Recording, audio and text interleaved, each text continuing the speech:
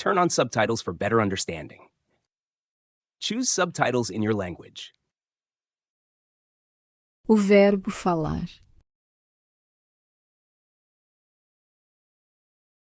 Eu quero falar com o meu professor amanhã.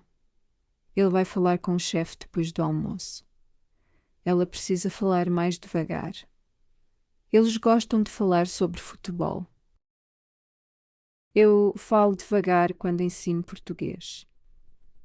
Eu falo sério, não estou a brincar.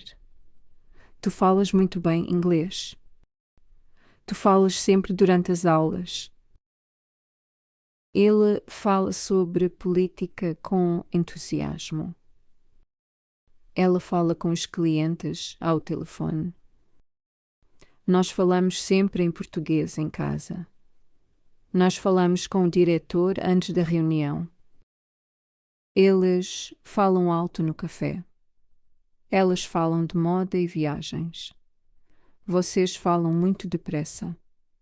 Vocês falam com os vossos colegas todos os dias. Eu falei contigo depois da aula. Eu falei demasiado rápido na reunião. Tu falaste com a tua irmã esta manhã. Tu falaste muito durante o jantar. Ele falou comigo no trabalho. Ela falou com o médico na segunda-feira.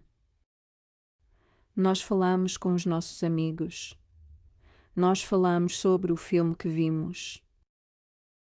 Eles falaram de política o tempo todo. Eles falaram conosco depois do concerto. Vocês falaram com o grupo antes da viagem.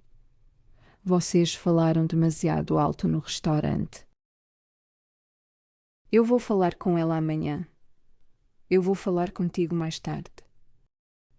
Tu vais falar com ele sobre o trabalho.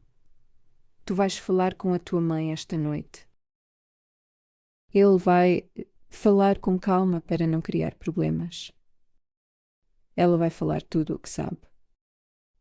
Nós vamos falar sobre o projeto. Nós vamos falar pouco, só o necessário.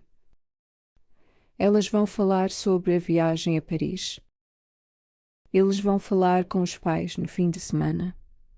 Vocês vão falar em público pela primeira vez. Vocês vão falar demasiado se ninguém vos interromper.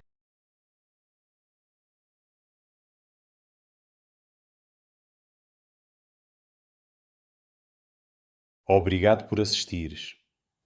Gostaste deste vídeo? Escreve-nos nos comentários e dá um like. Isso ajuda muito o nosso canal.